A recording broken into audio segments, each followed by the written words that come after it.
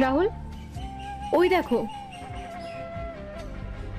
লোকটা কিরকম সন্দেহজনক ভাবে বাচ্চাটার পেছন পেছন যাচ্ছে, আর বাচ্চাটাও কিরকম ভয়ে ভয়ে পেছন ঘুরে তাকাচ্ছে।